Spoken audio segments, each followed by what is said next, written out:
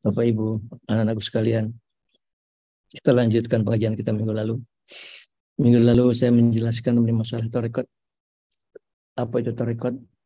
Ada banyak kali tarekat itu di dunia. Dari tarekat Naksabandia, ini yang paling banyak pengikutnya.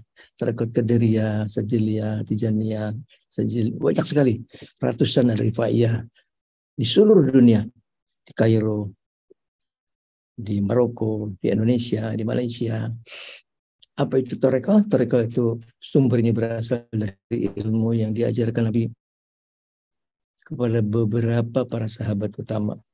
Ini adalah ilmu-ilmu yang khusus. Ilmu yang umum ada di dalam Al-Quran, ada dalam hadis. Ilmu yang khusus beliau ajarkan hanya kepada para sahabat utama. Apa yang diajarkan Nabi, yakni agar orang naik derajatnya menjadi para waliullah, menjadi orang-orang disayang oleh Allah. Kenapa tidak diajarkan secara terbuka? Karena ilmu ini harus diajarkan melalui bimbingan seorang mursyid. Apa itu mursyid? Mursyid itu guru pembimbingnya, terus mengikuti perjalanan rohani muridnya. Jadi apa buktinya Nabi pernah mengajarkan ilmu ini? Ya buktinya keberadaan tarekat itu sendiri. Ratusan tarekat seluruh dunia membuktikan adanya ajaran Nabi yang diajarkan kepada sahabat utama beliau. Dan uniknya itu tidak ada tarekat yang persis sama. Tidak ada. Tapi serupa tapi tidak sama. Yang pasti tujuannya sama. Tujuannya adalah mencapai derajat untuk mencintai Allah. Untuk cinta kepada Allah Subhanahu wa taala dengan cara-cara yang berbeda.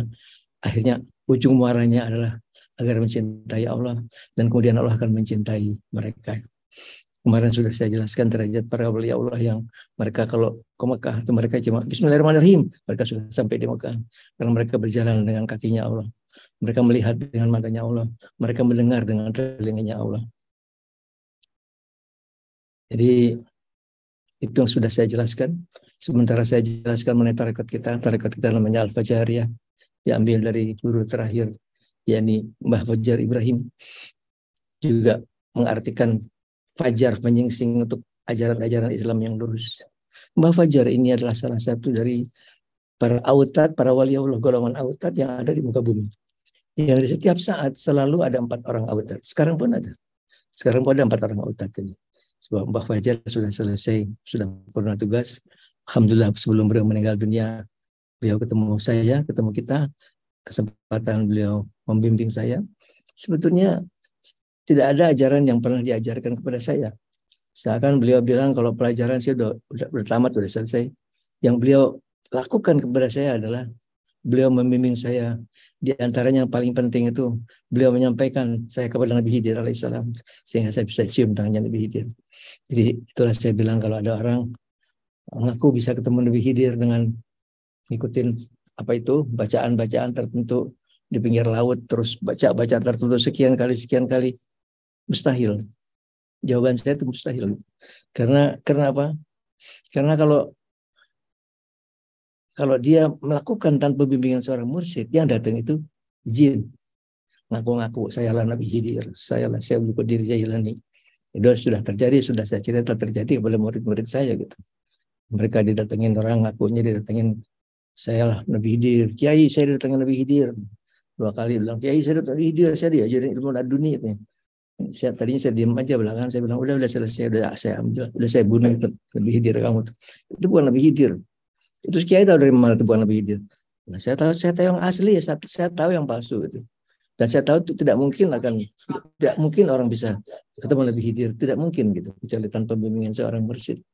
Dari sekian banyak murid saya baru 1 yang berhasil ketemu Nabi Khidir alaihissalam, baru 1. Sulit ketemu Nabi Khidir itu, kata beliau adalah guru rohani untuk membimbing tahap akhir kita untuk naik derajat kita mendekati Allah Subhanahu wa taala. Jadi kemarin Kiai kok ngomongnya omongan jin melulu sih. Ngomongnya jin melulu gitu. Sepanjang pengajian kemarin omongannya jin terus gitu. Karena apa? Karena pada saat terakhir kita mendekat kepada Allah, kita harus menyelam ke lautan makrifat. Menyelam ke lautan makrifat di mana di sana ada jin dan malaikat. Sehingga otomatis orang akan bersentuhan dengan dunia jin tadi. Jadi harus dipersiapkan untuk menghadapi dunia jin tadi. Kalau enggak, yang ada tipu aja gitu. Itulah orang belum mengenal dunia jin. Berarti dia belum menyelam ke lautan makrifat. Berarti baru di pinggir-pinggir pantai aja, baru main-main di pantai gitu. Belum sampai menyelam ke lautan makrifat. Karena begitu dia menyelam ke dalam marifat, otomatis akan bersentuhan dengan dunia jin, otomatis gitu. Karena itulah, karena tarekat kita adalah, karena pengajian kita pengajian tarekat, saya akan persiapkan semua orang untuk menghadapi hal seperti ini. Kemarin saya bilang bahwa coba mulai sekarang amalkan ayat 5, ayat 7, ayat 15, itu aja dulu 3. Saya kasihkan ijazahnya. Itu dahsyat itu. Bukannya nanti kalau ketemu jin terus dibaca ayat 5-nya dibaca, nggak kayak gitu gitu. Nggak kayak gitu. Ayat 5 itu sudah berbentuk pedang. Jadi kalau saya kasihkan ijazahnya berarti saya kasihkan duplikat pedangnya. Tinggal butuh kuat ngangkatnya aja. Gimana kita kuat ngangkat? Di antaranya adalah kita zikir dan puasa kita. Zikir yang paling kuat sekali untuk mengangkat adalah 3 kalimat sakti kita. Dengan bacaan itu rohani kita kuat sekali, jiwa kita kuat sekali, kita kuat ngangkatnya gitu. Nanti kalau itu sudah di tangan kita, sudah terlatih kita pakai, kita bisa lihat wujudnya. Bisa lihat ujung pedangnya seperti apa gitu. Itu dahsyat sekali. Kalau ayat 5 itu malah dia bisa berbalik kepada orang jahat kepada kita. Tanpa kita tahu dia berbalik, dia nyabat kita. Terus pegang. Jadi kadang hadamnya itu suka bisa kelihatan gitu. Jadi ada murid-murid saya ngaku, Kiai saya ketemu singa, dia bilang, tapi warnanya beda-beda. Yang satu warnanya emas, satu warnanya putih, satu warnanya abu-abu. Itulah hadam. Ayat 5, ayat 7, ayat 15 gitu. Ya besok kalau meninggal dunia, banyak para wali Allah, itu di kuburannya ada yang nungguinnya. Ada macan, ada singanya nungguin. Terus kalau kita terus baca, insya Allah dia akan nungguin kita. Sekarang pun kalau kita baca, dia nungguin kita. Kalau kita tidur, dia duduk di sebelah tempat tidur, kita nungguin kita. Tapi harus dikasih makan. Makanannya apa? Makanan itu puasa kita, zikir kita, itulah makanannya dia. Sementara perbuatan yang maksiat, itu akan membuatkan dia meninggalkan kita. Kalau orang seperti itu dia melakukan zina, dia meninggalkan kita. Sebelum meninggalkan tempeleng lagi. Tempeleng dulu baru ditinggalkan kita.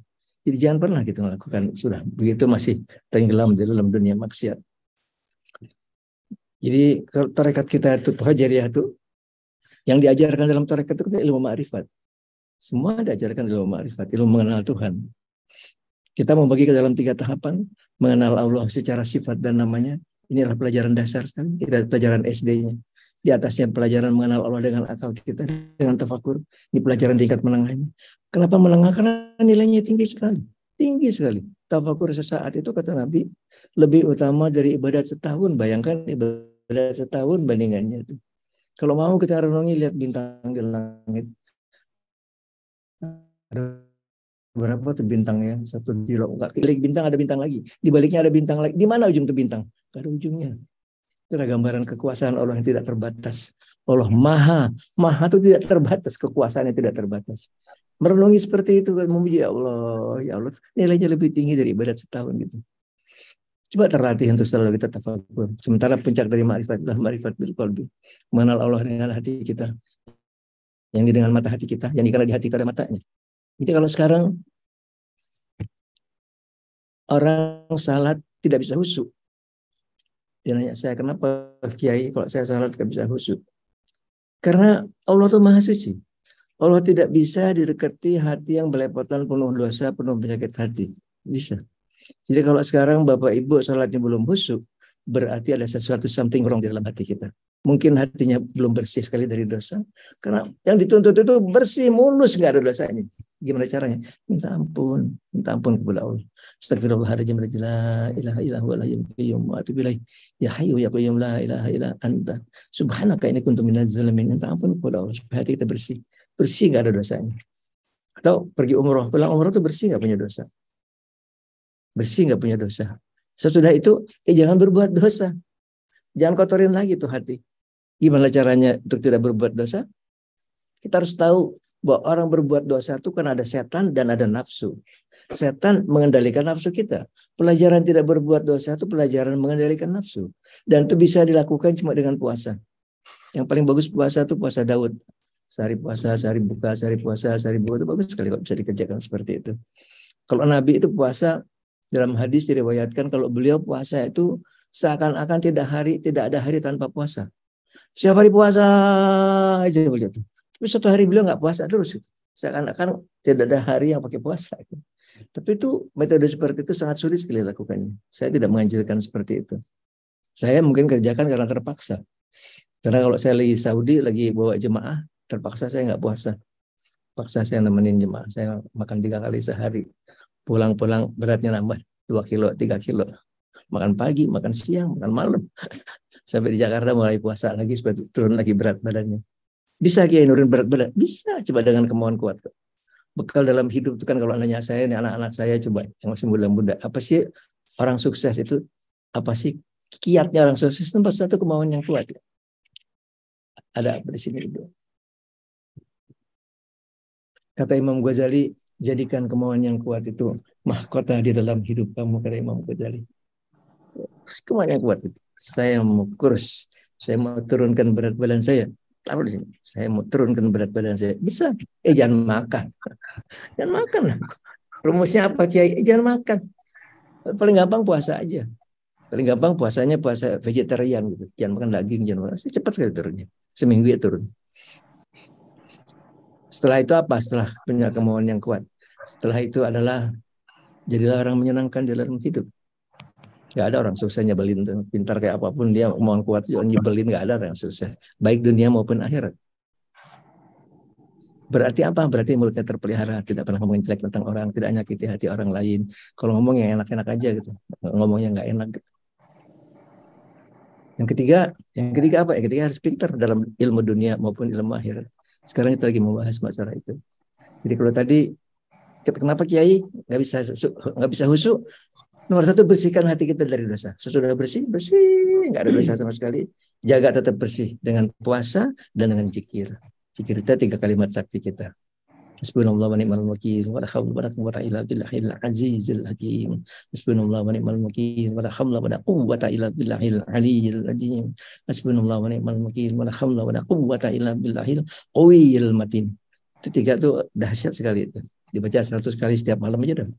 Alhamdulillah, kalau bisa 2 kali, alhamdulillah. Kita kuat sekali untuk tidak berbuat durhaka kepada Allah Subhanahu wa taala. Setelah itu, kok Kiai udah kayak gitu pun saya masih belum bisa khusyuk Kiai.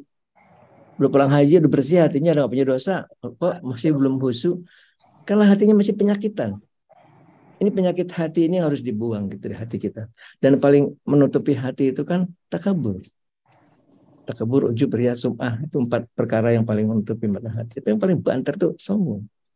Dan kebanyakan kita sombong, jalan nggak menengok ke kiri ke kanan, jalan lempeng ke depan, angkat kepalanya diangkat doang. Sudah seperti itu jauh sekali dari ridhonya Allah. Allah nggak mau dekat hati yang sombong. Gimana hadisnya Pak Sukri? La yadkhulul jannata man kana fi qalbihi misqala dzarratin min al-kibr. La yadkhulul jannata man kana fi qalbihi misqala dzarratin min al-kibr. Tidak bisa masuk surga orang kalau dalam hatinya ada sejarah atom dari kesombongan. Seatom kesombongan sudah nggak bisa masuk surga. Bagaimana kalau sombongnya minta ampun, minta sebakul, 2, 3 bakul, 4 bakul, bagaimana kalau sombongnya setengah mati? Nggak mungkin gitu. Sombong itu penyakitnya orang kaya. Kalau ada orang lain, sombong sekali. Jalan pun ke depan, wah, penyakitnya orang berkuasa. Nasib kamu di tangan saya, kata. Dia bilang nasib orang di tangan dia. Nasib dia di tangan Allah Subhanahu Wa Taala. Nasibnya kemudian sombong itu penyakitnya para ulama, para kiai.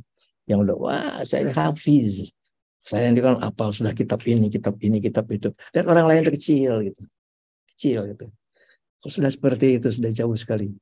Kalau sholat pun sudah di depan di pinggir sejadah, sudah.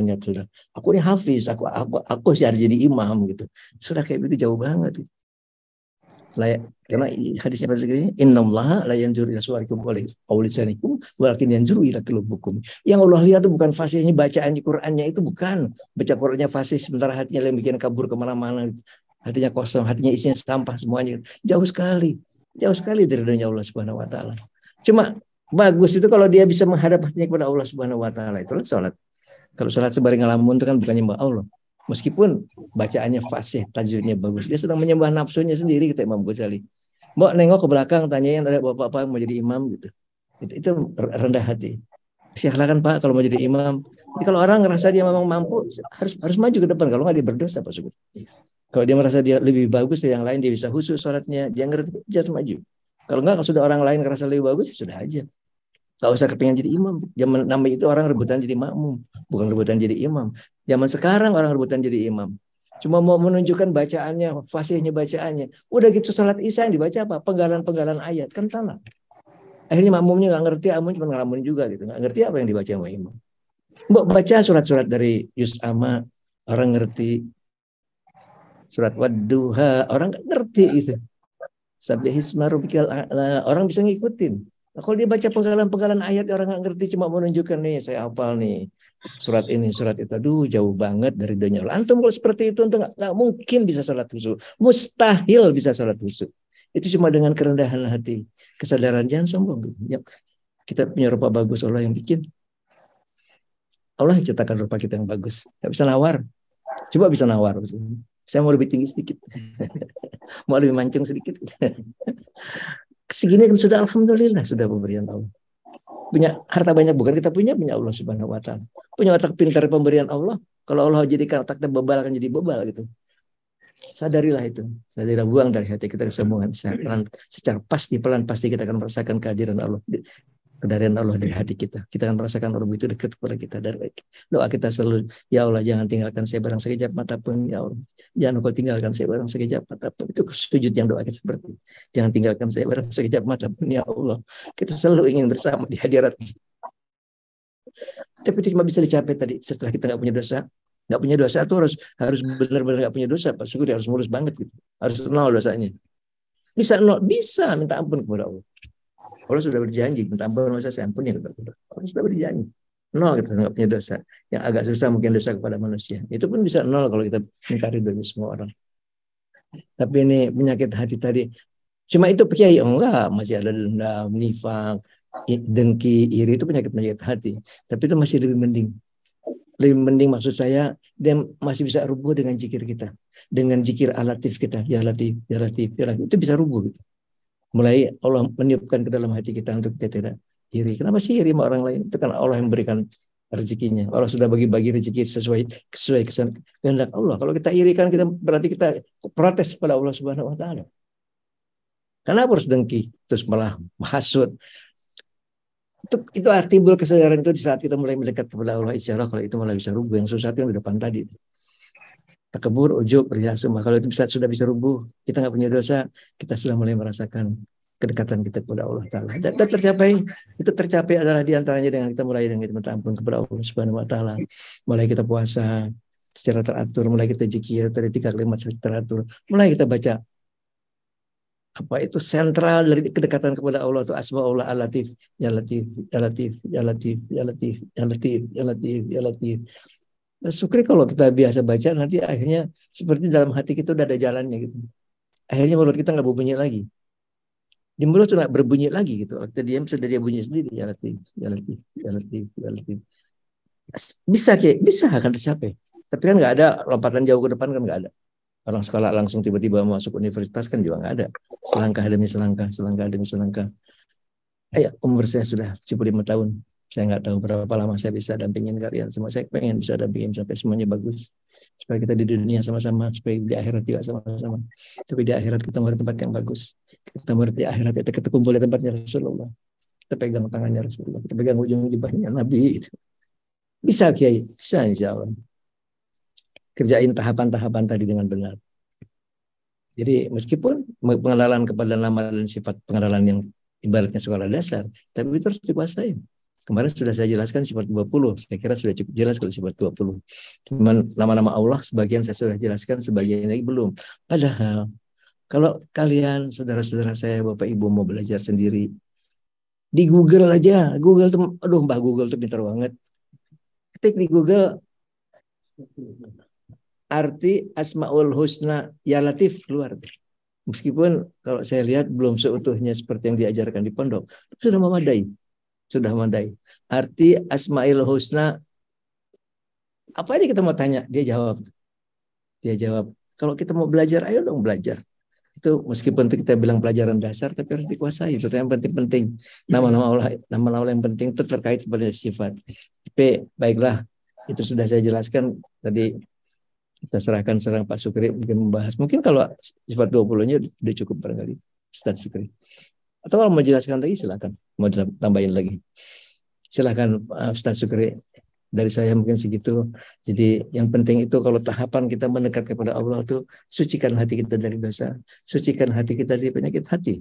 Ya, tahapannya dengan apa tadi? Istighfar, kemudian setelah istighfar kita puasa, kemudian kita zikir kita yang 3 kalimat sakti tadi, kemudian zikir kita Al-Latif, ya Latif, ya Latif, ya Latif, 16.641.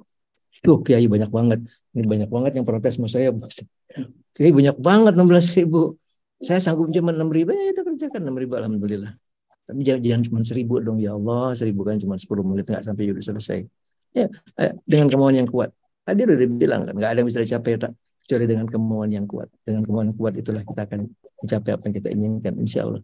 Meskipun akhirnya kan Allah, bukan karena bacaan kita mendekat kepada Allah, Allah mau mendekat. Kan karena rahmat dan kasih sayang Allah Subhanahu wa taala. Karena saya potong dulu ceramah saya, nanti saya akan tutup dengan doa. Silakan Ustadz Sukri melanjutkan tausiah.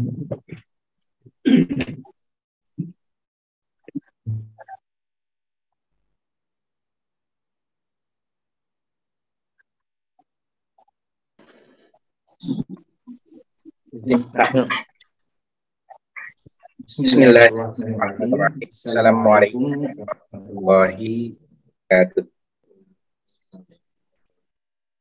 Innal hamdalillah nahmaduhu wa nasta'inuhu wa nastaghfiruh wa na'udzu billahi min syururi anfusina wa min sayyiati a'malina. Yahdihillahu fala mudhillalah wa man yudlil fala hadiyalah. Asyhadu an la ilaha illallah wahdahu la syarikalah. وأشهد أن سيدنا ونبينا محمدا عبده ورسوله لا نبي بعده. اللهم صل وسلم وبارك على سيدنا محمد وعلى آل سيدنا محمد أما بعد. قال الله تعالى في القرآن الكريم أعوذ بالله من الشيطان الرجيم بسم الله الرحمن الرحيم وإذ تأذن ربكم لئن شكرتم لأزيدنكم وَلَئِنْ كَفَرْتُمْ إِنَّ عَذَابِي لَشَدِيدٌ صدق الله العظيم صدق رسوله النبي الحبيب الكريم ونحن على ذلك من الشاهدين والشاكرين والحمد لله رب العالمين. Bapak Ibu sekalian yang dirahmati Allah Subhanahu wa taala, wabil khusus orang tua kita, guru kita Bapak Kiai Haji Muhammad Suharli. Semoga Allah Subhanahu wa taala senantiasa memberikan usia yang panjang dalam dan dalam ridha Allah Subhanahu wa taala, dalam afiat. Juga kita nilai Suharli, Ibu Hajah Dewi Pramono, Ibu Hajah Nita Yudi, dan Bapak Ibu sekalian yang mohon maaf tidak saya sebutkan satu persatu sama Bapak Ibu, tapi insya Allah tidak akan mengurangi rasa hormat kepada Bapak Ibu sekalian. Seraya saya mendoakan mudah-mudahan kita sekalian, terutama yang hadir dalam acara pengajian Zoom yang ke-56, semoga Allah Subhanahu wa taala senantiasa melimpahkan rahmat dan ridhonya kepada kita sekalian. Amin, amin ya rabbal alamin. Bapak Ibu sekalian yang dirahmati Allah Subhanahu wa taala, sejenak kita akan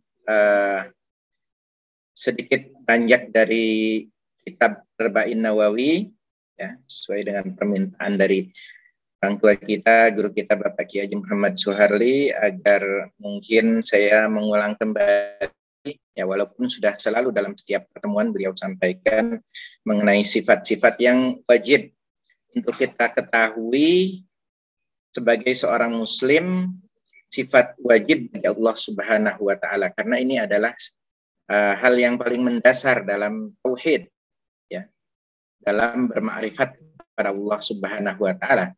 Kalau kita ingin bermakrifat kepada Allah Subhanahu wa taala tapi kita tidak memiliki pengetahuan dasar tentang sifat-sifat yang wajib bagi Allah Subhanahu wa taala ada pada Allah Subhanahu wa taala, maka rasanya mustahil kita dapat mendekat akan mengetahui bermakrifat kepada Allah Subhanahu wa taala. Ya. Tadi juga sudah bahas sedikit, kemudian dibahas juga mengenai Allahul Husna, 9 nama yang intisarinya mungkin, ya, diawali dengan Ar-Rahman Ar-Rahim, karena Al-Quran yang sebanyak 30 juz 114 surat, 6.666 ayat, itu kalau diperas, maka keluarlah suratul Fatihah. Dan surat Fatihah kita peras lagi, maka keluarlah Bismillahirrahmanirrahim. Dalam kalimat Bismillahirrahmanirrahim inilah keluar sifat Allah, keluar nama Allah, Asmaul Husna, Ar-Rahman, Ar-Rahim, yang maha pengasih, yang maha penyayang. Dan zikir yang selalu beliau orang tua kita ajarkan adalah caranya yang beliau anjurkan untuk kita baca adalah Asmaul Husna, Ya Latif. Latif itu artinya lembut. Orang yang lembut pasti dia akan memiliki rasa kasih dan sayang. Orang yang lembut pasti akan memiliki rasa kasih dan sayang. Nah, sedikit saya mengambil ilustrasi dari sebuah video yang saya lihat di Instagram. Mungkin ini diambil dari Discovery Channel atau dari Animal Planet. Saya nggak tahu, tapi saya melihatnya dari Instagram. Dan itu menarik buat saya. Menarik bahwa sangatlah benar bahwa Allah memiliki nama Ar-Rahman Ar-Rahim. Allah memiliki nama Latif. Jangankan Allah Subhanahu wa Ta'ala. Kisah ini atau di video ini ditampilkan ada seekor anak rusa. Dia sedang menyeberangi sungai yang tidak terlalu dalam. Ingin menyeberang ke daratan sebelahnya bersama dengan induknya. Tapi yang menyeberang lebih dulu adalah si anak rusa ini. Tiba-tiba baru saja si anak rusa ini menyeberang. Ini bukan dongeng, tapi kejadian yang mungkin kalau bagi yang suka membuka Instagram pernah melihat ini video ini gitu.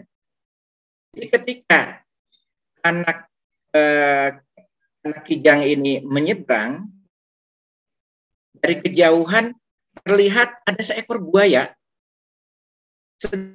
menuju ke anak kijang yang sedang menyeberang ini.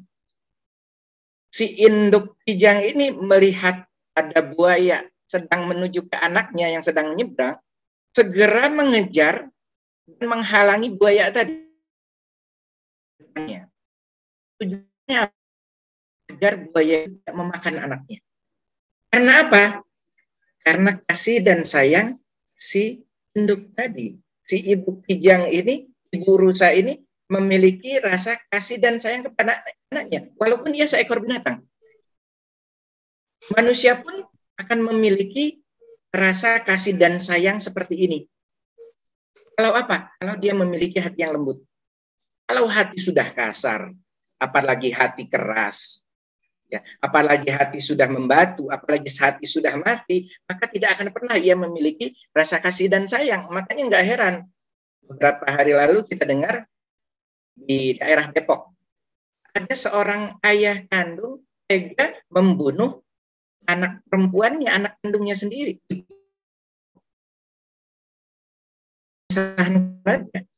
Beberapa hari kemudian ada lagi muncul berita, ada seorang anak yang tega membunuh ayah kandungnya.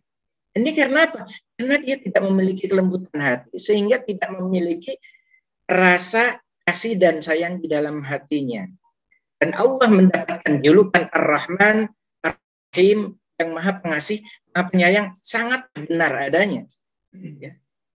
Bahkan rasa kasih dan sayang Allah kepada hamba-hambanya, kepada kita, kepada manusia itu melebihi rasa kasih dan sayang si induk rusa tadi yang berusaha melindungi anaknya dari dimakan oleh buaya.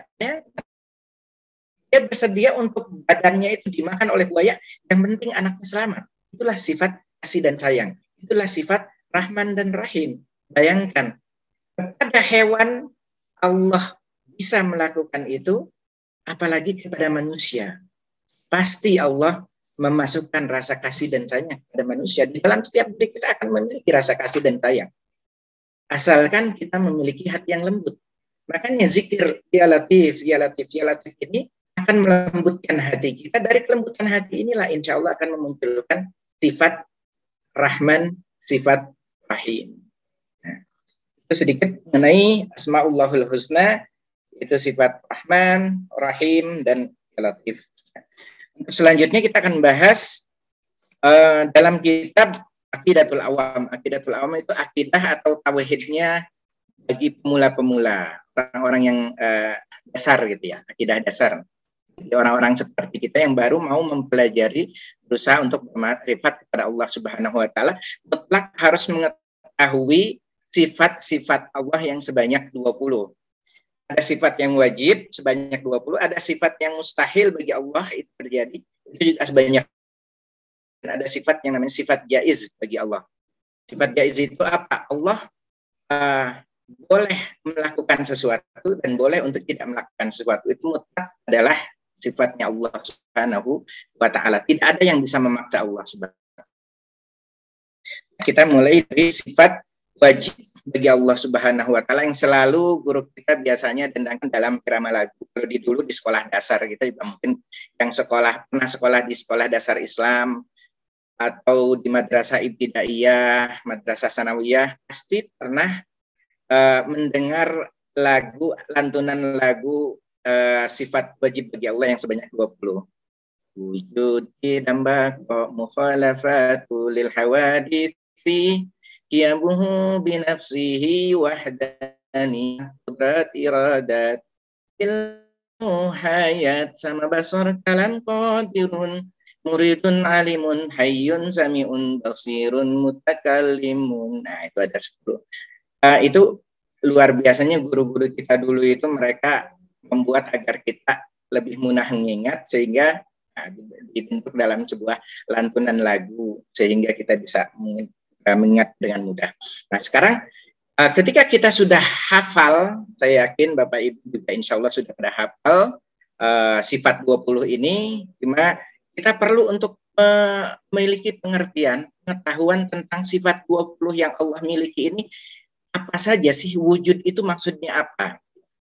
Saya akan bahas dalam kitab Aqidatul Awam.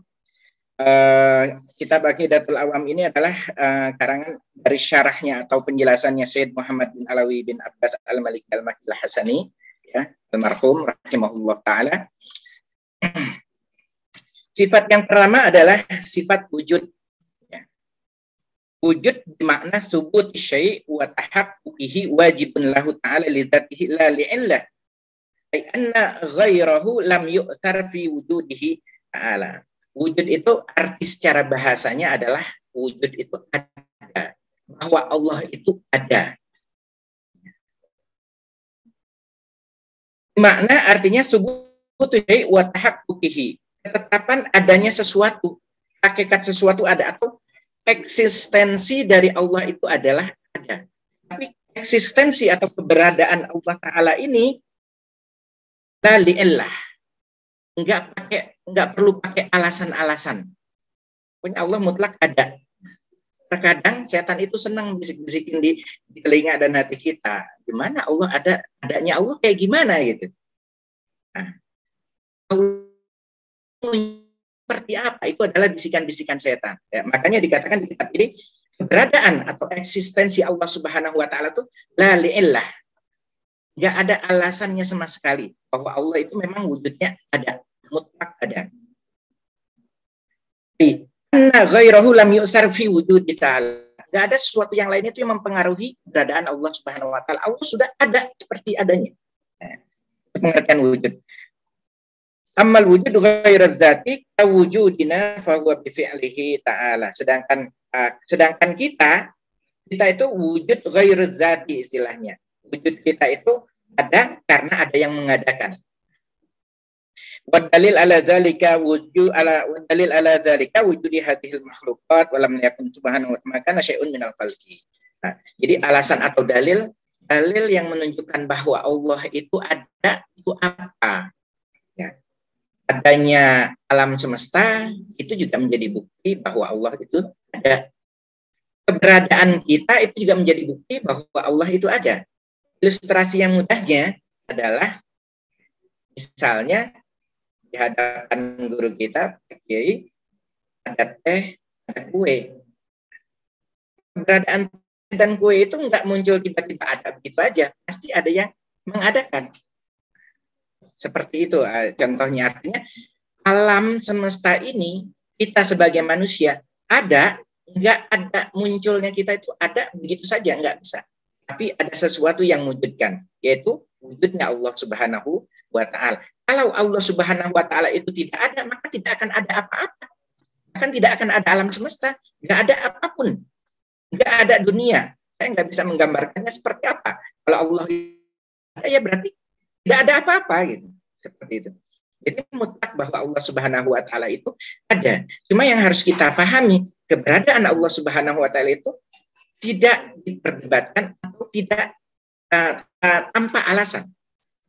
Yang jelas perlu keimanan bahwa Allah Subhanahu wa Ta'ala itu mutlak ada dan tiada yang mengadakan. Tidak seperti kita, keberadaan kita ada yang mengadakan. Keberadaan orang tua kita ada yang mengadakan. Keberadaan rumah kita ada yang mengadakan. Tapi keberadaan Allah Subhanahu wa Ta'ala tidak ada yang mengadakan. Allah ada. Seperti itu.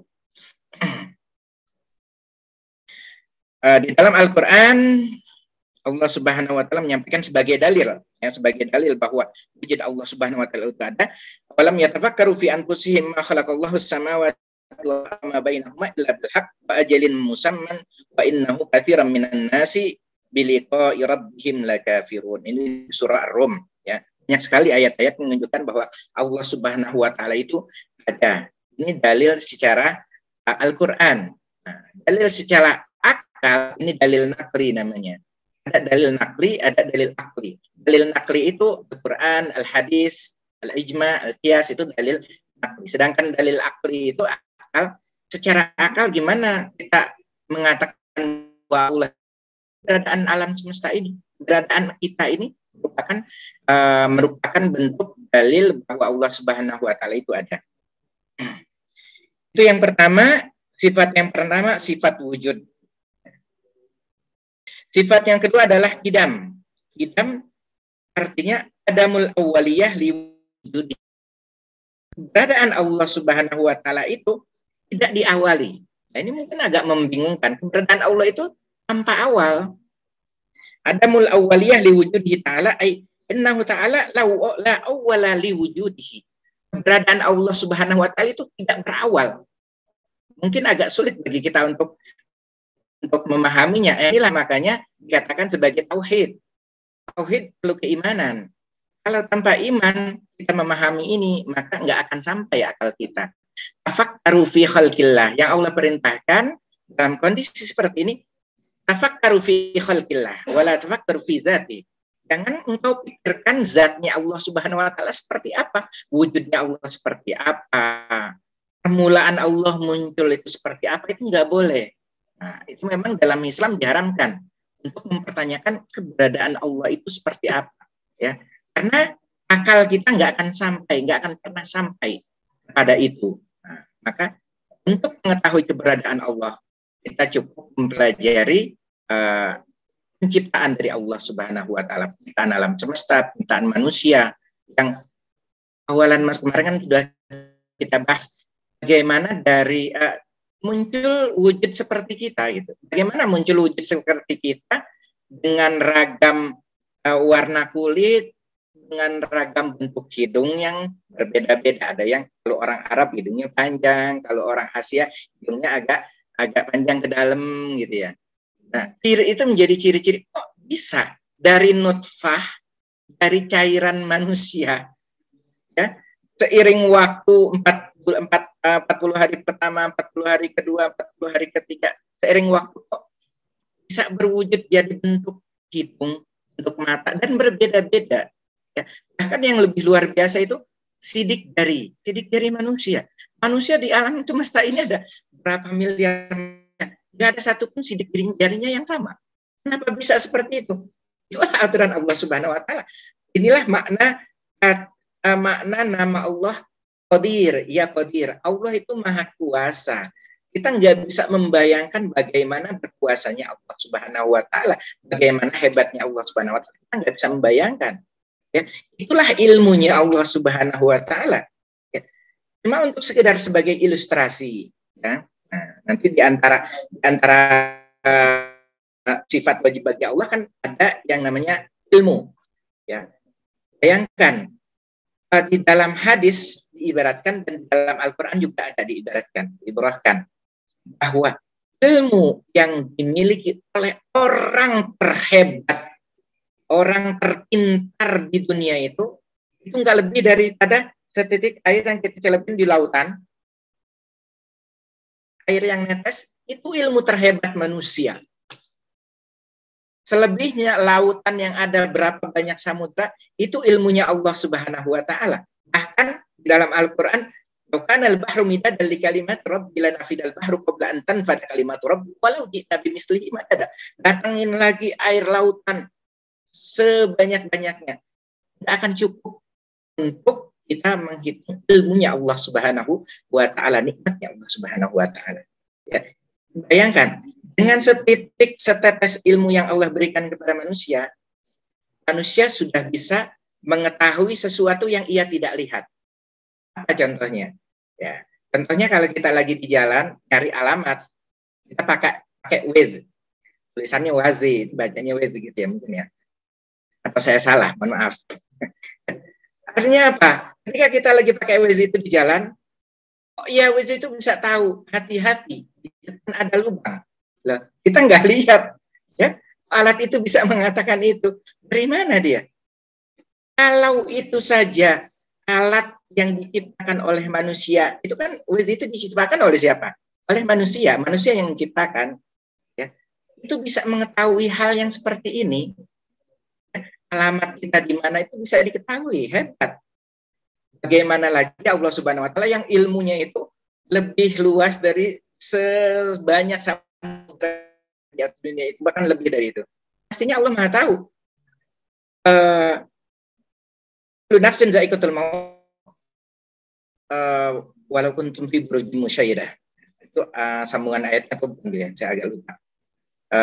Intinya ayat ini mengatakan bahwa setiap orang pasti akan meninggal dunia walaupun dia berada di dalam kotak yang terpencil, gitu ya. Itu pasti akan tahu dia ada di mana. Bahkan debu yang berterbangan, daun yang jatuh ada di Rusia, ada daun jatuh, Allah tahu. Ini nggak usah pakai pusing bingung mikirin kok bagaimana caranya Allah tahu. Lah, bagaimana caranya alat itu HP kamu tahu bahwa di depan ada polisi? Bagaimana caranya HP kamu itu tahu di depan ada lubang? Padahal nggak pakai ngelihat. Lantas kamu mau mempertanyakan bagaimana Allah tahu semut yang berjalan di atas batu? Itu kan ada di dalam ayat Quran. Bagaimana kamu mempertanyakan itu? Sedangkan akal pikiran manusia yang hanya setetes saja diberikan oleh Allah sudah bisa mengetahui itu. Ya, makanya perlunya kita belajar tentang sifat Allah seperti ini agar kita memahami sifat-sifat dasar yang harus kita tahu di Allah Subhanahu wa taala. Jadi kidam bahwa tidak ada awal bagi Allah Subhanahu wa taala. Di anna jalla sya'nuhu masdaru hadhil kainat. Karena Allah Subhanahu wa taala itu adalah masdarnya hadhil kainat. Allah Subhanahu wa taala itu adalah sumbernya segala yang ada di atas dunia itu. Sumbernya dari Allah Subhanahu wa taala. Kalau sumbernya enggak ada, sumber kainat, sumber seluruh alam ini enggak ada, bagaimana mungkin alam bisa ada? Jadi memang Allah lebih dulu ada. Tapi lebih dulunya Allah Subhanahu wa taala jangan dipertanyakan sebelum Allah ada apa gitu. Enggak, Allah sudah lebih awal ada. Ya, enggak usah kita pertanyakan lebih awalnya kayak gimana gitu. Kalau Imam Hanafi, ya ini ada apa namanya kejadian. Kalau Imam Hanafi itu beliau memberikan ilustrasi yang menarik gitu ya. Ya tapi nggak tahu menarik atau enggak bagi Bapak Ibu sekalian. Jadi pada saat Imam Hanafi berusia 7 tahun, itu ada seorang ulama yang ilmunya luar biasa pada saat itu. Saking luar biasa akhirnya disombong. Saking sombongnya akhirnya mengatakan Allah nggak ada.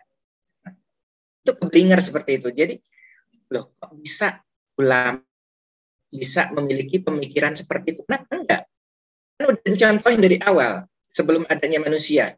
Apa? Iblis. Iblis kan masuk makhluk yang Allah berikan kecerdasan paling hebat sebelum Allah laknat dan diturunkan dari surga. Iblis itu. Tapi karena kesombongannya, akhirnya dia menjadi makhluk yang kufur kepada Allah Subhanahu wa taala. Begitu Iran ini. Bukannya tidak mungkin bahwa orang yang ilmunya hebat luar biasa lantas dia tidak menjadi kufur kepada Allah Subhanahu wa taala. Buktinya ada, namanya Dahriyah. Nama si ulama ini namanya, ya mungkin nggak bisa kita berhak kita katakan ulama gitu ya. Tapi memang dasarnya dia adalah seorang. Tapi kalau ilmu yang luar biasa tidak disertai dengan keimanan yang mencukupi kepada Allah Subhanahu wa taala, terhadap Allah Subhanahu wa taala, akhirnya dia malah menjadi kufur kepada Allah dan mengatakan bahwa Allah itu tidak ada. Suatu hari gurunya Imam Hanafi mengadakan pertemuan, dikumpulin para ulama-ulama, termasuk Imam Hanafi yang baru berumur 7 tahun ini ikut hadir juga.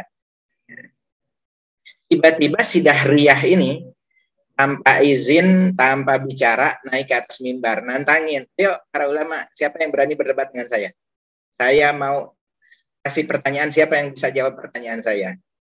Semuanya pada diam, karena tahu bahwa Dahriyah ini ulama yang hebat, selalu menang dia. Tiba-tiba Imam Hanafi yang baru berumur 7 tahun bilang, saya berani, ya, terima tantangan. Kaget kan dia, anak umur 7 tahun, ya, anak kecil seperti ini berani nantang saya. Pertanyaannya itu, pertanyaan saya, menurut kamu apakah Allah itu ada? Iya, Allah itu ada, kata Imam Hanafi. Kalau Allah itu ada, sekarang Allah lagi ada di mana? Kata Imam Hanafi, Allah ada, tapi Allah tidak memerlukan adanya tempat. Allah ada, Allah tidak memerlukan adanya tempat. Bagaimana mungkin? Nah, ini juga yang menjadi dasar pemahaman bahwa ada sebagian dari saudara-saudara kita sama muslim juga yang berpemahaman bahwa Allah itu memerlukan tempat. Wa huwa 'alal arsy istawa, diartikan bahwa Allah itu bersemayam. Bersemayam itu artinya bertempat, duduk di singgasana, di atas kursi. Bagaimana mungkin diilustrasikan bahwa Allah itu seperti manusia? Padahal antara sifat wajib bagi Allah adalah mukhalafatul lil hawadis. Allah itu nggak sama dengan ciptaannya. Allah nggak sama dengan manusia. Jadi nggak boleh mengilustrasikan bahwa Allah itu duduk, Allah itu punya tangan, Allah itu punya mata. Nggak boleh seperti matanya manusia, seperti tangannya manusia. Nggak boleh. Bahwa alal arsy istawa, Allah itu bersemayam. Allah itu bersemayam di singgasana, di arsy. Itu tidak boleh diterjemahkan bahwa Allah itu bertempat. Kenapa? Kita sudah sama-sama mengikrarkan Allah Akbar. Allah Maha Besar. Pertanyaan saya, ada yang lebih besar dari Allah? Apakah ada yang lebih besar dari Allah? Enggak ada yang lebih besar dari Allah. Allah itu Akbar. Allah udah yang paling besar. Kalau udah yang paling besar kan berarti udah nggak ada yang lebih besar lagi dari Allah Subhanahu wa taala. Bagaimana mungkin Allah bisa bertempat di suatu tempat? Seperti contohnya, kita ada di dalam ruangan ini, di dalam rumah Pak Kiai. Kira-kira lebih besar rumahnya atau lebih besar kita? Pasti lebih besar rumahnya. Ketika Allah bersemayam di arsy, ada di dalam arsy, artinya apa? Arsy-nya harus lebih besar dari Allah. Itu kan logikanya seperti itu. Ini nggak mungkin. Berarti itu akan menafikan bahwa Allah Maha Besar. Ya, jadi nggak bisa. Kita itu memahami zahirul ayat saja. Itu ada pemahamannya. Ya, dan sebagian dari saudara-saudara kita ada yang memahami zahirul ayat, ada yang memahami hanya zahirul hadis, tidak dicari makna yang sebenarnya seperti apa. Wallahu a'lam bishawab. Itu kidam bahwa keberadaan Allah Subhanahu wa taala itu tidak berawal karena Allah terdahulu. Kemudian sifat yang ketiga adalah al-baqa. Baqa adamul inqita' li wujudihi ta'ala. Keberadaan Allah Subhanahu wa taala paling awal dan tidak berakhir. Kelanjutan Imam Hanafi tadi ya. Ketika dipertanyakan apakah Allah itu ada? Ya, Allah ada. Di mana Allah? Allah tidak memerlukan tempat. Ya. Bagaimana mungkin sesuatu yang tidak punya tempat itu ada?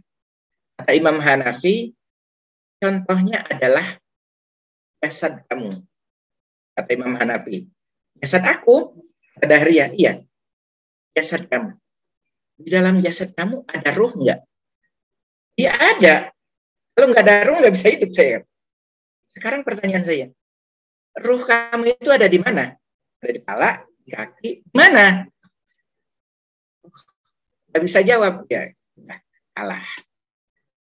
Nah, itu anak yang usianya 7 tahun bisa mengalah. Nah dari situ yang menarik lagi. Oke. Selanjutnya pertanyaan yang kedua, kata Dahriyah. Apakah Allah, ini kaitannya kemarin guru kita juga sudah sampaikan bahwa Allah Subhanahu Wa Taala yang menciptakan kita dan juga termasuk perbuatan kita. Ya. Sekarang, apakah Allah melakukan perbuatan? Apakah Allah melakukan sesuatu? Ya, Allah melakukan perbuatan. Apa perbuatan Allah sekarang? Apa yang sedang dilakukan oleh Allah sekarang? Kata si Dahriyah tadi, ini saking ngeyelnya gitu. Apa yang sedang Allah lakukan sekarang? Kata Imam Hanafi, kamu sekarang ini sekarang nggak tahu diri. Seharusnya yang bertanya ada di bawah. Tapi kan dia naik ke atas mimbar dan keluar-keluar di Dahriyah. Kata Imam Hanafi, kamu nggak sopan. Seharusnya yang bertanya itu ada di bawah, yang ditanya ada di atas mimbar. Oh oke. Kita tukeran turun. Dahriyah turun, Imam Hanafi naik ke atas. Sekarang apa? Pertanyaan saya, jawabannya apa kata Dahriyah? Apa yang sedang Allah lakukan sekarang? Kata Imam Hanafi, yang sedang Allah lakukan sekarang adalah Allah sedang menjatuhkan orang bejat seperti kamu ke dalam neraka dan mengangkat orang seperti saya ke mimbar kemuliaan. Itu yang sedang Allah lakukan. Nah, dari sini akhirnya Allah alam setelah itu dia bertaubat atau bagaimana lanjutan kisahnya belum saya dapatkan. Artinya apa? Nah, setitik ilmu yang Allah berikan kepada kita. Makanya ada orang yang dia penglihatannya kurang, bahkan agak mohon maaf agak sindrom. Tapi kok dia bisa menghafal Al-Quran? Kita yang dengan akal yang menurut kita sempurna seperti ini, sulit. Nggak usah heran. Nggak usah heran. Allah ilmunya seperti itu. Tinggal Allah teteskan aja. Ketika Allah menginginkan sesuatu, Allah cuma cukup bilang, kun fayakun. Apa langsung. Seperti itu. Itu kehendaknya Allah Subhanahu Wa Taala. Di antara salah satu sifatnya Allah Subhanahu Wa Taala seperti itu. Al-baqa adamul inqidha li wujudi ta'ala. Al-baqa itu sifat yang ketiga adalah wujud idam baqa. Allah itu kekal, enggak ada akhirnya. La nihayata lahu. La nihayata li wujudi ta'ala. Inna Allah daimul wujud min ghairi ghayah. Allah itu wujudnya akan selalu ada tanpa ada penghujungnya. Kalau manusia ada penghujungnya. Makanya pernah ada yang bertanya, ya. Karena ada yang bertanya, ini juga saya nggak tahu nih jawaban yang benarnya itu seperti apa gitu. Apakah akhirat itu kekal? Dalam Al-Quran kan disebutkan khalidina fiha abadan. Apakah akhirat itu kekal? Jawabannya apa? Allah alam. Karena yang kekal cuma Allah Subhanahu Wa Taala. Terus kalau ada yang kekal selain Allah Subhanahu Wa Taala itu bagaimana akhirat itu kekal? Nah, jawaban yang pernah saya dapat adalah kalau nggak salah guru kita Pak Kiai juga sudah menyampaikan, karena saking begitu lamanya akhirat itu sampai seolah-olah nggak ada ujungnya, sehingga diibrahkan di dalam Al-Quran al-khalidina fiha abada. Jadi berbeda antara kekalnya akhirat itu dengan kekalnya Allah Subhanahu Wa Taala, itu berbeda. Kekalnya akhirat itu adalah tetap makhluknya Allah Subhanahu Wa Taala. Kekalnya Allah Subhanahu Wa Taala adalah sebagai khalik.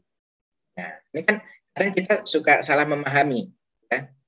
Apakah akhirat itu makhluk? Yang kita paham itu makhluk itu ya makhluk manusia, hewan, ya, tumbuhan itu makhluk. Padahal makhluk itu dari bahasa Arabnya dari kata khalaq, makhluk. Makhluk itu artinya yang diciptakan. Berarti makhluk Allah itu adalah selain yang diciptakan.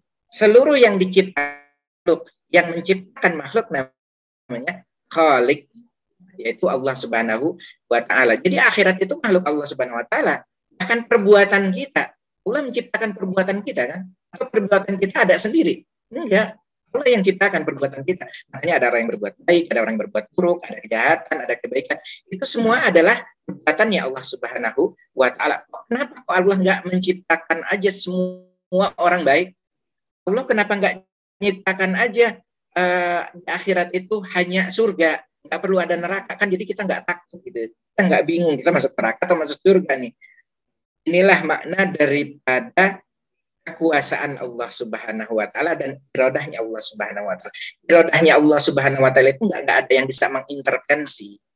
Kekuasaan Allah Subhanahu wa Ta'ala itu nggak ada yang, kudratnya Allah itu nggak ada yang bisa mengintervensi. Ini menunjukkan bahwa Allah benar-benar maha kuasa. Nggak ada yang lebih berkuasa kecuali Allah Subhanahu wa Ta'ala. Terus bagaimana kalau Allah udah ciptakan semua, kenapa kita perlu sholat? Kenapa kita perlu berdoa? Ini untuk menunjukkan penghambaan kita kepada Allah Subhanahu wa Ta'ala, pengakuan bahwa kita adalah hamba, bahwa Allah Subhanahu wa Ta'ala adalah pencipta kita, Tuhan kita. Makanya Allah perintahkan kepada kita untuk beribadah, untuk mengerjakan sholat. Sifat yang ketiga, al-baqa, adamul inqidha liwujudihi ta'ala. Nggak ada akhirnya bagi Allah Subhanahu wa Ta'ala. Apa ayatnya, dalilnya, dalil naklinya? Kullu man 'alaiha fan wa yabqa wajhu rabbika dzul jalali. Seluruh ada di atas dunia ini, di alam ini fan, fana, akan ada akhirnya. Wa yabqa wajhu rabbika dzul jalali wal ikram. Yang tersisa yang akan kekal hanyalah Allah Subhanahu wa Ta'ala. Wajhu, wajahnya Allah Subhanahu wa Ta'ala. Jangan diilustrasikan lagi Allah punya wajah. Enggak bisa seperti itu. Mukhalafatul lil hawadis. Ingat, salah satu sifat Allah adalah enggak seperti makhluk, seperti ciptaannya. Nah, itu al-baqa. Nah, kemudian yang keempat, yang barusan aja kita sampaikan, mukhalafatuhu ta'ala lil hawadis wa huwa adamu mumatsalati syai'in minal hawadis lahu subhanahu wa ta'ala. Allah itu enggak seperti makhluk. Pencipta enggak seperti yang diciptakan, ya. Jadi jangan kita mengilustrasikan bentuk Allah Subhanahu wa Ta'ala, enggak akan bisa. Dan enggak boleh, haram kita mengilustrasikan bentuknya Allah Subhanahu wa Ta'ala, enggak boleh.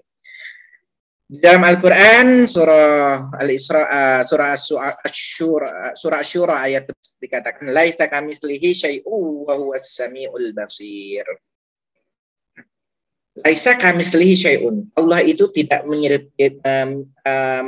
menyerupai sesuatu. Huwa samiul basir, dan dia adalah maha mendengar lagi maha lihat. Walam yakul lahu kufuwan ahad. Tidak ada yang setara dengan Allah Subhanahu wa Ta'ala. Di surah Al-Ikhlas ayat 4. Sampai jam berapa nih? Dikit lagi ya, baru yang keempat, ini baru sifat yang keempat. Ya muta binafsihi wa huwa adamu ihtiyajihi ila makan yaqumu fihi au mahallin yahillu fihi au mujidin yujiduhu wa ghaniyun an jami'i ma siwahu. Sifat yang kelima adalah qiyamuhu ta'ala binafsihi. Allah itu berdiri sendiri. Allah berdiri sendiri, enggak membutuhkan adamu ihtiyaji ila makanin yaqumu. Allah enggak membutuhkan ada tempat. Au mahallin yahillu fihi. Allah enggak butuh untuk berada di suatu tempat. Perlu ada sesuatu yang mewujudkan wujudnya Allah Subhanahu wa Ta'ala. Dan ketika menciptakan sesuatu, Allah pun tidak memerlukan bantuan siapapun. Menciptakan alam semesta, Allah nggak perlu bantuan siapapun. Menciptakan manusia, Allah nggak perlu bantuan siapapun. Kenapa? Inilah sifat Allah Subhanahu wa Ta'ala. Qiyamuhu binafsihi ta'ala. Allah berdiri sendiri. Firman Allah Ta'ala, ya ayuhan nas antumul fuqara ilallah wa Allahu huwal ghaniyul hamid. Innallaha la ghaniyun 'anil alamin. Ini di surah Al-Ankabut ayat 6 dikatakan innallaha la ghaniyun 'anil alamin. Allah itu enggak butuh sama seluruh alam ini, Allah enggak butuh sama kita. Allah enggak butuh, sebenarnya Allah itu enggak butuh kita salat, kita puasa, kita zakat. Allah enggak perlu, buat apa? Yang perlu itu kita. Yang perlu mendekatkan diri kepada Allah Subhanahu wa taala itu kita. Allah nggak butuh dengan zikir-zikir. Buat apa? Karena Allah qiyamu ta'ala binafsi. Allah nggak membutuhkan seluruh alam ini. Allah nggak membutuhkan. Tapi alam membutuhkan Allah Subhanahu wa taala. Kita sebagai manusia membutuhkan Allah Subhanahu wa taala. Jangan dibagi. Al-wahdaniyah yang keenam, sifat yang keenam al-wahdaniyah. Adamut ta'addud fi dzatihi ta'ala wa sifatihi wa af'alihi. Maknanya wahdaniyah itu esa, satu. Artinya apa? Adamut ta'addud fi dzatihi ta'ala. Bukan hanya dalam zatnya aja Allah satu. Allah itu sendiri dan tiada duanya dalam zatnya, artinya enggak ada dua Tuhan. Di dalam Al-Quran ada di surah Al-Ankabut, surah apa ya? Ayat 22 itu. Surah apa tadi? Al-Ankabut ayat 22 kalau nggak salah. Lau kana fihi ma alihatun illallah la fasadata. Bayangkan, kalau di langit ada satu Tuhan, di bumi ada satu Tuhan. Tuhan bumi ingin agar bumi itu kering. Tuhan langit ingin agar bumi itu diguyur hujan. Apa yang terjadi? Saya berantem dua Tuhan ini. Saya mau bumi diguyur hujan. Saya mau bumi kering. Kata Tuhan yang ada di langit, saya mau bumi diguyur hujan. Makanya dikatakan dalam Al-Quran, lau kana fihi ma'alihatun illallah la fasadata. Seandainya di alam ini ada dua Tuhan, ada Tuhan selain Allah, maka alam ini, bumi, langit semua akan hancur. Apa saling berebutan, saling punya kekuasaan, masing-masing punya kekuasaan, masing-masing punya kudrah, masing-masing punya iradah. Itu nggak akan bisa dunia ini seperti sekarang.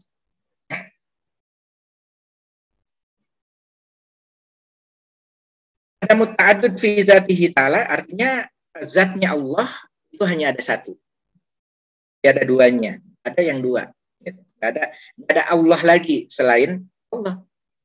Kalau di dalam agama lain kan ada istilahnya Trinitas.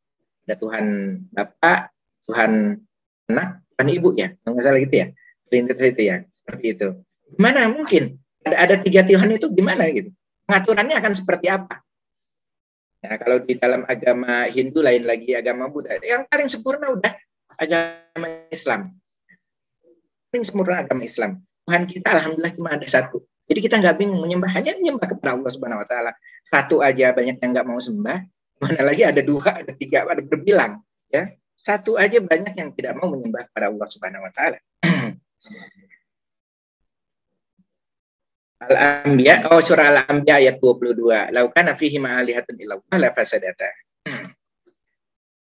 Dan ada muta'addud fi sifatihi ta'ala wa af'alihi. Jadi bukan hanya zatnya aja, sifatnya Allah Subhanahu wa taala tidak berbilang. Artinya yang memiliki sifat itu cuma Allah Subhanahu wa taala. Wahdatul dzat ma'na annahu dzatun laisa murakkabah min ajza wa laisa fil khalqi dzatun kadzatihi wa wahdatus sifat ma'na annahu laisa li ahadin sifatun tushbihu sifatin min sifatihi. Maksudnya Allah itu sendiri, Allah itu esa dalam sifatnya, enggak ada sifat yang menyerupai sifatnya Allah Subhanahu wa taala. Makanya Allah paling benci dengan orang yang takabur. Kenapa? Karena al-kibriya kiber itu di antara sifatnya Allah Subhanahu wa taala. Yang maha sombong itu, yang berhak maha sombong itu hanya Allah Subhanahu wa taala. Makanya Allah benci sekali ketika ada orang yang mau menyerupai sifatnya Allah Subhanahu wa taala. Apa? Sombong.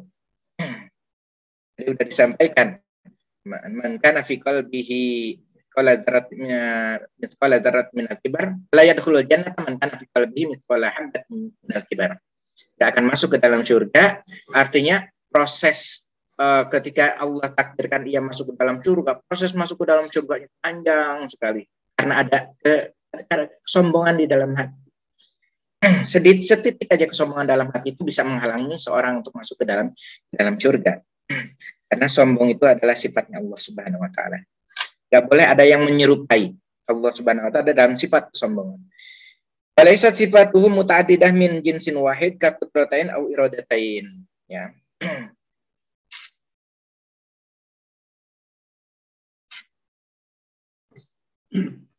Nah, itu yang keenam, sifat yang keenam. Sifat yang ketujuh, nah ini tadi ayatnya, ayat tentang wahdaniyatullahi ta'ala, wa ilahukum ilahu wahid, la ilaha illah warrahmanur rahim. Nah, itu di surah Al-Baqarah ayat 163. Nah, di surah Al-Ikhlas yang paling gampang nih. Al-Ikhlas ayat 1, wallahu ahad. Allah itu esa. Allah menyendiri dalam sifatnya, dalam zatnya, dalam afalnya, Allah menyendiri. Gak ada intervensi dari makhluk apapun di atas dunia ini, di alam ini. Yang ketujuh, al-qudrah. Sifat yang ketujuh adalah qudrah. Wa hiya sifatun qadimah qa'imah bi dzatihi ta'ala yujidu biha wa yu'adim. Nah, Allah mampu untuk mewujudkan dan Allah mampu untuk meniadakan. Hanya Allah yang mampu untuk melakukan itu. Qala Allah Ta'ala inna Allah ala kulli syai'in qadir wa ma kana Allah liyu'jizahu min syai'in fis samawati wala fil ardh innahu kana aliman qadira. Banyak ayat-ayatnya menunjukkan qudrah atau kemampuan atau kekuasaannya Allah Subhanahu wa Ta'ala. Allah berhak untuk dan Allah mampu untuk meniadakan dan Allah mampu untuk menciptakan. Nah, itu adalah sifatnya Allah Subhanahu wa Ta'ala.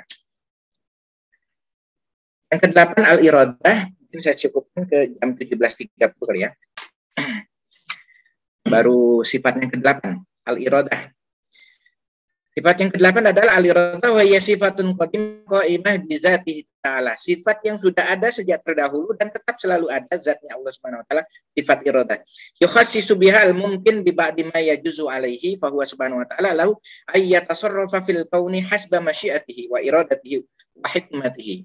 Allah itu berhak mutlak memiliki keinginan yang mutlak. Maunya Allah itu seperti apa? Maunya Allah ada kebaikan, ada keburukan. Maunya Allah bentuk saya seperti ini. Maunya Allah rezeki saya seperti ini. Maunya Allah ajal saya sampai umur sekian.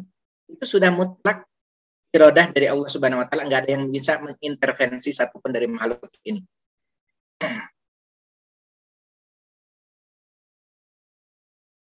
Ayaj'alu hadza tawilan aw qasiran hasanan qabihan aliman jahilan. Allah menjadikan seorang itu alim, pintar. Allah menjadikan seorang itu bodoh. Allah menjadikan seorang itu baik. Allah menjadikan orang itu buruk. Itu sudah iradatullah ta'ala. Sudah keinginan Allah Subhanahu wa taala yang mutlak.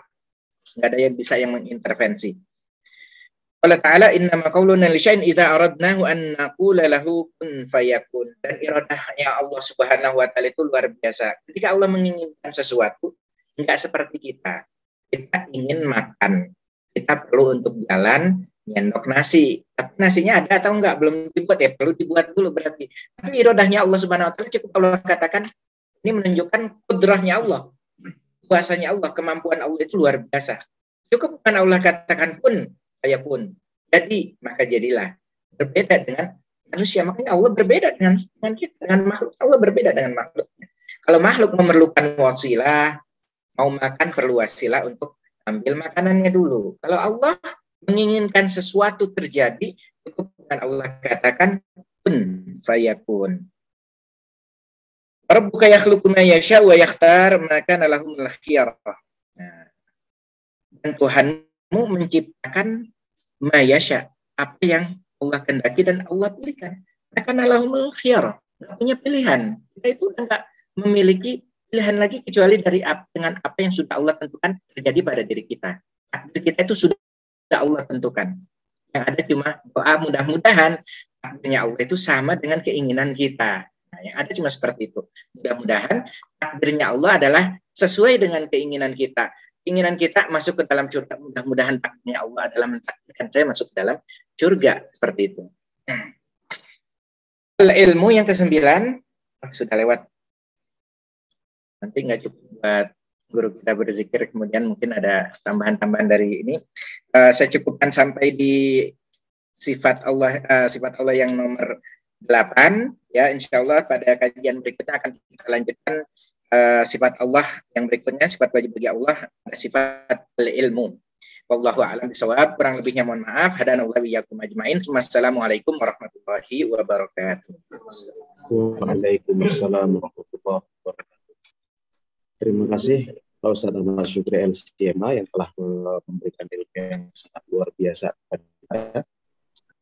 Dan selanjutnya Bapak Ibu kita akan melaksanakan zikir bersama terlebih dahulu. Setelah itu nanti akan ditutup dengan doa oleh guru kita, orang tua kita, Bapak Kiai Haji Muhammad Soeh. Kepada beliau kami persilakan dengan segala hormat. Assalamualaikum warahmatullahi wabarakatuh. Maghrib berapa menit lagi, Ustaz Syukri? Ada 35 Berapa menit lagi? 20 menit. Makasih Ustaz Syukri, tadi penjelasannya sifat Allah bagus sekali. Bagus sekali. Saya cuma barangkali mau melengkapkan ceritanya Ustaz Syukri tentang Ibnu Hibban, tentang Abu Hanifah. Tadi ceritanya bagus, cuma belum selesai itu. Jadi itu kisah sebetulnya diriwayatkan suatu hari Ibnu Hibban itu bab gurunya Abu Hanifah sedang dia terawang gitu. Karena apa? Karena dia diundang oleh raja untuk debat dengan seorang dahri. Dan si dahri itu ngelawan siapa aja menang. Seluruh ulama di sana udah menang semuanya. Sekarang Syekh Hibban sebagai ulama besar diundang oleh raja supaya dia ajang debat sama si dahri. Jadi lagi merenung gimana caranya saya ngerti. Tiba-tiba datang muridnya Abu Hanifah, guru. Tadi malam saya mimpi guru. Mimpi apa? Sembari dia nggak ngeliatin gitu. Karena dia lagi merenung ke depan. Mimpi apa kamu? Saya mimpi guru. Ada pohon gede banget. Gede sekali. Lagi dipatok-patok sama babi hutan. Patok-patok. Tiba-tiba dari pohon tadi keluar ular kecil. Itu babi dipatok oleh ular kecil. Babinya mati. Tiba-tiba Ibnu Hibban bilang, Alhamdulillah. Alhamdulillah. Hanafi, pohon itu saya. Babi itu ada si dahri, ular itu adalah kamu katanya. Jadi berarti kamu lah yang harus pergi ke sana ke ibu kota raja untuk kamu debat masih dahri tadi. Jadi, akhirnya terangkatlah Imam Abu Hanifah ke raja buat debat dengan si dahri. Si dahri sudah duduk di sebelahnya raja karena dia sudah menang terus. Aturannya kalau yang menang akan duduk di sebelah raja yang menang itu. Jadi si Hanafi datang, dia lapor ke raja, saya adalah utusan dari guru untuk mewakili untuk berdebat dengan dahri. Si dahrinya protes. Raja, saya protes, masa saya harus debat mana kecil kayak gini, anak tolol kayak gini. Masa saya debat, udah gak ada ulama lagi di sini. Gitu. Hanafi bilang, Raja, saya juga keberatan saya debat sama orang gak punya akal. Nah, si dahrinya protes. Raja, ini penghinaan. Yang hina saya gak punya akal. Kata Imam Hanafi, ini bagian dari debat ya Raja. Bagian dari debat. Kalau memang dia punya akal, coba bilang warna akalnya seperti apa, bentuknya apa, gedenya seperti apa akalnya tadi. Kata si Dahri, goblok lu. Mana ada orang tahu akal seperti apa, warnanya apa, gedenya seperti apa. Ya Dahri, kamu akal kamu aja kamu gak tahu seperti apa. Kamu nanya Allah sekarang seperti apa bentuknya, rupanya seperti apa, gedenya seperti apa. Karena si Dahri selalu nanya tuh dalam debat, kalau Allah tuh ada, coba bilang Allah tuh kayak apa. Gedenya sebagaimana, rupanya kayak apa, bentuknya kayak apa, ini kayak apa. Katanya Imam Hanafi, lu nggak tahu, akal lu aja nggak tahu bentuknya kayak apa. Mau nanya Allah seperti apa. Udah diputuskan sekarang Hanafi kecil menang debat pertama. Sesi pertama. Sudah hari sekarang nanya, kalau Allah tuh ada, coba bilang sekarang, bilang sama kamu anak kecil, Allah tuh lagi ngerjain apa? Apa yang sedang dikerjakan oleh Allah sekarang ini? Kata si Hanafi, Raja, saya protes. Kan janjinya kalau yang menang debat duduk di sebelah Raja. Saya dong duduk situ, dia harus turun ke bawah. Oh iya betul, kata Raja. Dari turun ke bawah, Hanafi kamu naik ke atas. Hanafi duduk di atas, terus dia bilang, yang dikerjakan oleh Allah adalah menaikkan Hanafi ke atas singgah sebelah raja dan menurunkan si Dahri ke bawah, katanya. Kata si Dahri, terus yang merintah raja yang merintah untuk mengatur seperti itu. Kata Hanafi, Raja, siapa yang menggerakkan hati paduka? Allah, kata Raja. Ya berarti Allah yang ngatur semuanya, katanya. Diputuskan akhirnya Hanafi kecil menang dalam debat tadi. Ya tuh begitulah. Baiklah, kita sekarang akan tutup dengan Ustaz Syukri, teruskan lagi ya minggu depan ya.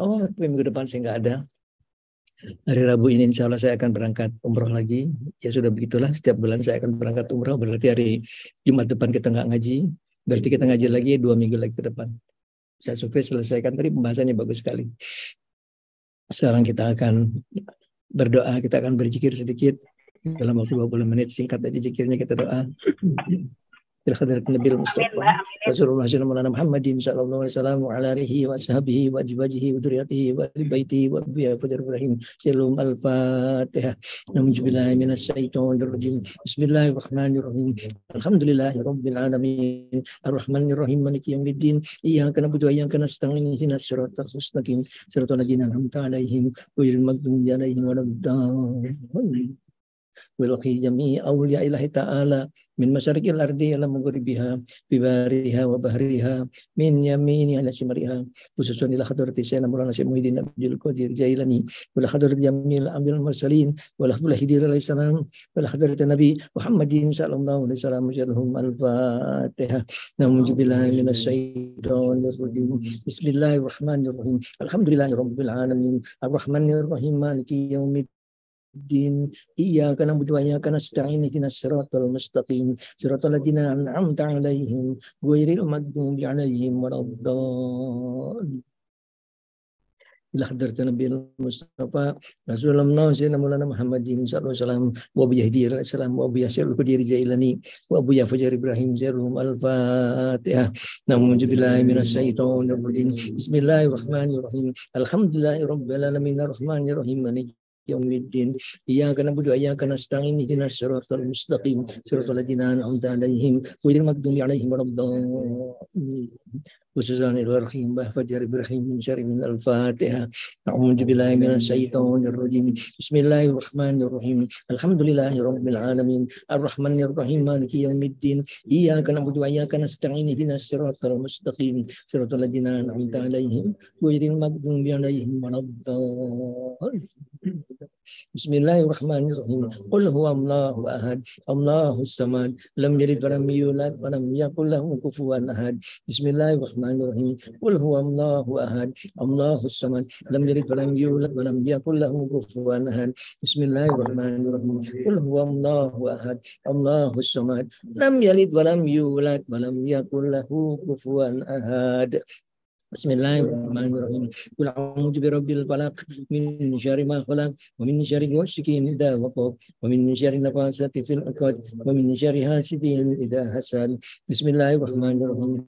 Qul a'udzu birabbil falaq min syarri ma khalaq wa min syarri ghasiqin idza waqab wa min syarri nafasati fil 'uqad wa min syarri hasidin idza hasad. Bismillahirrahmanirrahim. Qul a'udzu birabbil falaq min syarri ma khalaq wa min syarri ghasiqin idza وقوم ومن شر النفاثات في العقد ومن شر حاسد إذا حسد. بسم الله الرحمن الرحيم. قل أعوذ برب الناس مالك الناس إله الناس من شر الوسواس الخناس الذي يوسوس في صدور الناس من الجنة والناس. بسم الله الرحمن الرحيم. قل أعوذ برب الناس مالك الناس إله الناس من شر الوسواس الخناس الذي يوسوس في صدور الناس من الجنة والناس. بسم الله الرحمن الرحيم. قل أعوذ برب الناس مالك الناس إله الناس من شر الوسواس الخناس الذي يوسوس في صدور الناس من الجنة والناس. يا ربي مولانا سبحانك سبحان الله سبحان الله Subhanallah, subhanallah, subhanallah, subhanallah, subhanallah, subhanallah, subhanallah, subhanallah, subhanallah, bihamdihi walhamdulillah, alhamdulillah, alhamdulillah, alhamdulillah, alhamdulillah, alhamdulillah, alhamdulillah, alhamdulillah, alhamdulillah, alhamdulillah, alhamdulillah, alhamdulillah, alhamdulillah, alhamdulillah, alhamdulillah, alamin ala kulli halin wa ni'matin wallahu akbar, Allahu akbar, Allahu akbar, Allahu akbar, Allahu akbar, Allahu akbar, Allahu akbar, Allahu akbar, Allahu akbar. Allahu Akbar, Allahu Akbar, Allahu Akbar, Allahu Akbar, Allahu Akbar, Allahu Akbar, Allahu Akbar, Allahu Akbar, Allahu Akbar, Allahu Akbar, Allahu Akbar, Allahu Akbar kabira walhamdulillahi katsira wa subhanallahi wa bihamdihi. La ilaha illallah wahdahu la syarikalah lahul mulku wa lahul hamdu yuhyi wa yumiitu wa huwa ala kulli syai'in qadir. La ilaha illallah, la ilaha illallah, la ilaha illallah, illallah, la ilaha illallah, la ilaha illallah, la ilaha illallah, la ilaha illallah, la ilaha illallah, la ilaha illallah, la ilaha illallah, la ilaha illallah, la ilaha illallah, la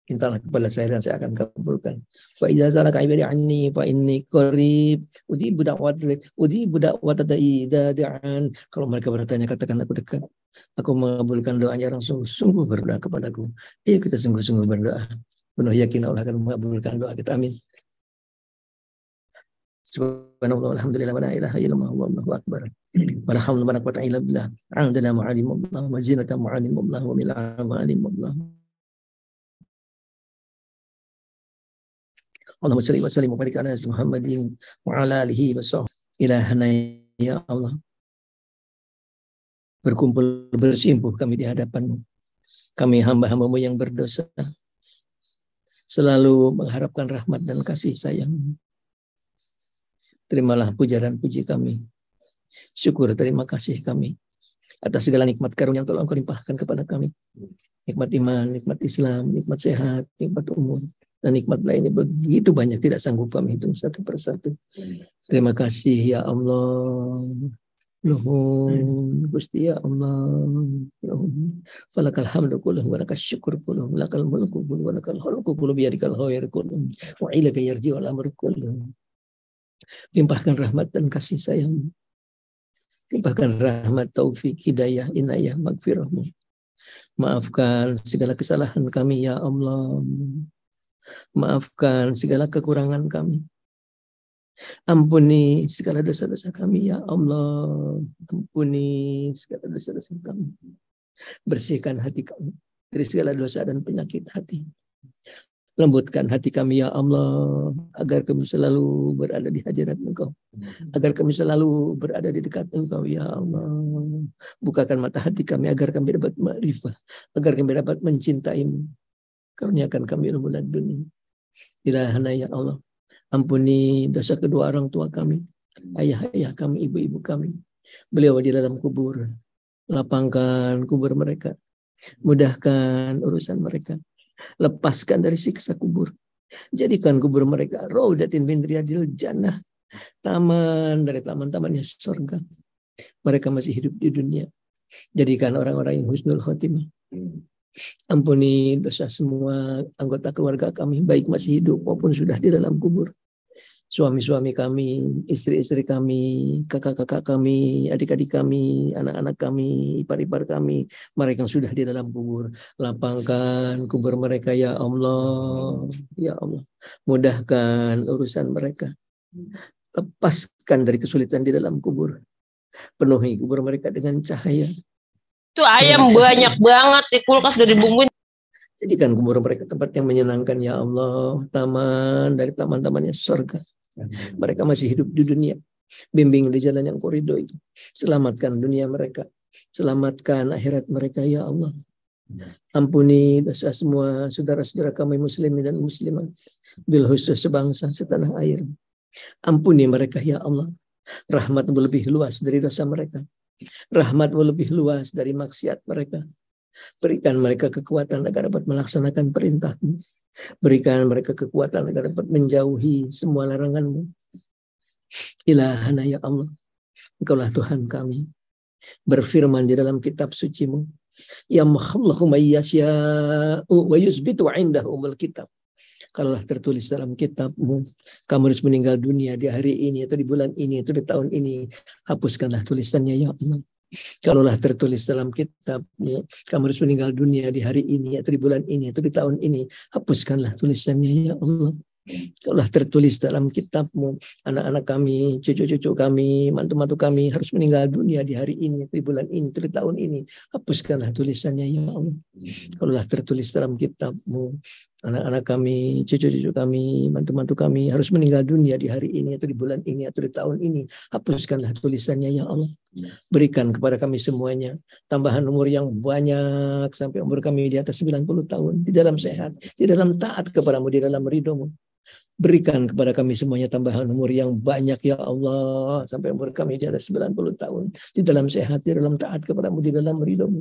Jauhkan dari ajab sengsara dunia akhirat ya Allah. Jauhkan dari ajab sengsara dunia akhirat. Jauhkan dari segala godaan setan. Jauhkan setan dari kami, sebagaimana jauhnya mereka dari rahmat Engkau. Putuskan setan dari kami, sebagaimana putusnya mereka dari rahmat Engkau. Berikan kami kekuatan iman Islam ya Allah, kekuatan lahir, batin, jasmani, rohani. Berikan kami kekuatan agar dapat melaksanakan segala perintah-Mu. Berikan kami kekuatan agar dapat melaksanakan segala perintah-Mu. Berikan kami kekuatan agar dapat menjauhi semua larangan-Mu. Berikan kami kekuatan agar dapat menjauhi semua larangan-larangan-Mu. Ilahana ya Allah. Limpahkan kami rezeki yang luas, yang halal, yang banyak untuk kami ibadah kepadamu ya Allah.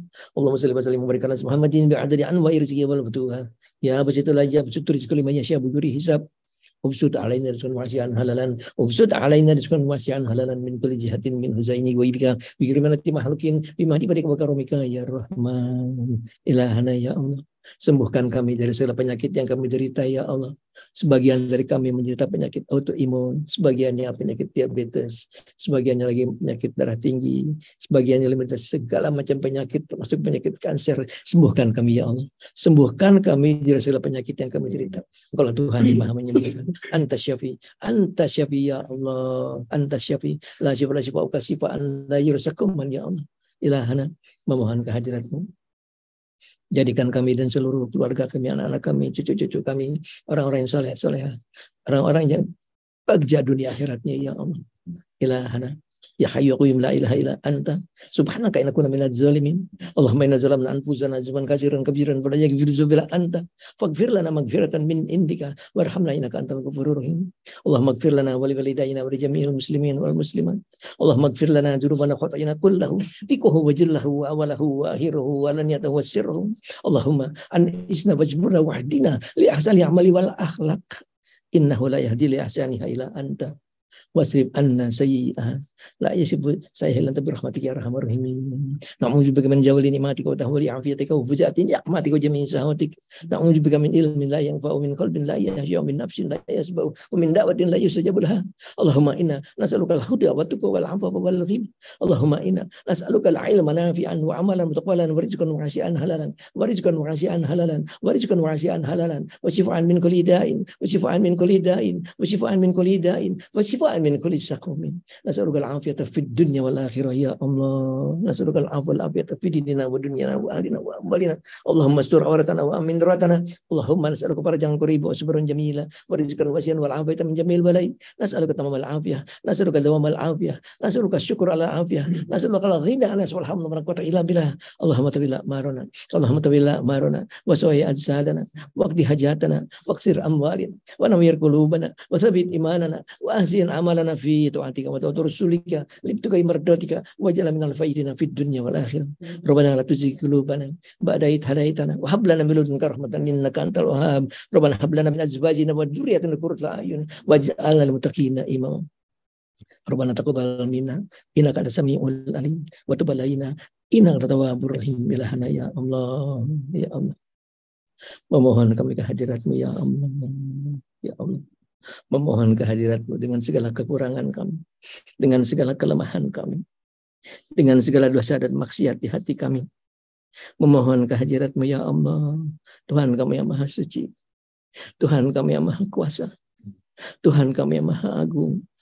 Memohon dengan segala keagungan cahaya wajah-Mu, dengan segala kemuliaan, ketinggian, kekuasaan diri-Mu. Kabulkanlah permohonan kami. Kabulkanlah permohonan kami. Kabulkanlah doa kami ya Allah. Allahumma inna nas'aluka bi ismin huwa laka sama'ta bihi nafsaka aw anzaltahu bi kitabika aw lam tu'ahadan min khalqika aw istasarta fi ilmil ghaib indaka an taqbal hajatana an taqbal ibadatana istajib lana da'watana bihaqqi la ilaha illallah muhammadur rasulullah wa bi syafaati rasulullah sallallahu muhammadin sallallahu alaihi wasallam bi karamatihi abu ya fajar ibrahim bi karamatihi abu ya iming yamin bi karamatihi abu ya syekh qadir jailani bi mujahati abu hidir alaihi salam bimujizati Abu Hidir alaihissalam, bimujizati Abu Hidir alaihissalam, bisyafaati Rasulullah sallallahu alaihi Muhammadin sallallahu alaihi wasallam, birahmatika ya arhamar rahimin, birahmatika ya arhamar rahimin, birahmatika ya arhamar rahimin, birahmati azizul hakim, birahmati aliyul azim, birahmatika ya qawiyul matin, birahmatika ya ghafurur rahim, birahmatika salamul mu'min, birahmatika ya lam yalid wa lam yulad wa lam yakul lahu kufuwan ahad, birahmatika ya qadiyal hajat, birahmati mujib da'wat. Wassallallahu ala Muhammadin wa ala alihi wa sahbihi wasallam adada hulkihi wa rida nafsihi wa yata'arsihi min kalimatihi subhana rabbika rabbil izzati amma yasifun wa salamun alal mursalin walhamdulillahi rabbil alamin hadratin nabi Muhammadin sallallahu alaihi wasallam wa bi Ibrahim al-Fatihah. Bismillahirrahmanirrahim. Alhamdulillahirabbil alamin arrahmanir rahim maliki yaumiddin iyyaka na'budu wa iyyaka nasta'in ihdinas siratal mustaqim siratal ladzina an'amta 'alaihim ghairil maghdubi 'alaihim waladdallin. Yang Bapak Ibu, kalaulah kita minta kepada Allah Ta'ala, minta umur yang panjang, minta kalau tulisan harus meninggal di bulan ini minta dihapuskan, itu doa kalau menurut guru-guru kita cuma berlaku 40 hari. Dari mana dalilnya saya juga nggak tahu. Artinya apa? Setiap 40 hari harus diperbarui. Kalau tidak diperbarui 40 hari, itu sudah nggak berlaku lagi itu doa. Kalau kita terus perbarui, insya Allah Allah berikan kita tambahan umur yang banyak. Demikianlah. Wassalamualaikum warahmatullahi wabarakatuh.